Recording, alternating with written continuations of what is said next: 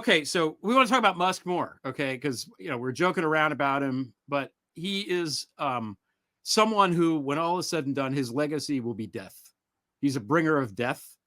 Right. The fact that he's ignorant and stupid doesn't change the fact that he's a bringer of death. The fact that he's on drugs, apparently, his drug use is so bad that the New York Times actually wrote a story about it. That's how bad it is. That's insane. For the New York Times to write about his ketamine use and imply that he's wearing a diaper because he can't pee and he has bladder control problems is bad. That means that it's Bad, really bad. really bad. And that other people are actually talking about what the New York Right. Times wrote. Yes, and probably have been for quite some time. So Elon claims he's leaving government. I doubt it. I mean, I think Jim Stewart's wrote a thing about, Katie Miller. We joked about it, but she's also kind of an unofficial conduit, a back channel, if you will, between Hmm, Musk and Miller, right? So that there's going to be communication between these yeah. forces. Michelle Goldberg of the New York Times wrote a piece, an op-ed today or yesterday, just about Musk's legacy. DOGE is going to cost, by some estimates, $135 billion, save nothing.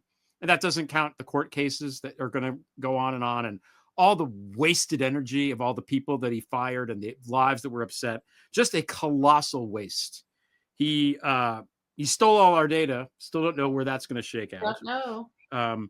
The Social Security Administration looks like he's Trojan horsed that, and I expect it to blow up at any moment. Oh my God. Apparently, he's also responsible for cutting the air traffic controllers. DOGE did that too. So the planes that are whatever, that's on him. Any airline thing that fails, that's Musk. He used up all the ketamine. He used up all the Adderall. That's bad. There's a shortage of Adderall. But the worst thing is the USA. Yes. And he and she writes about this in her piece.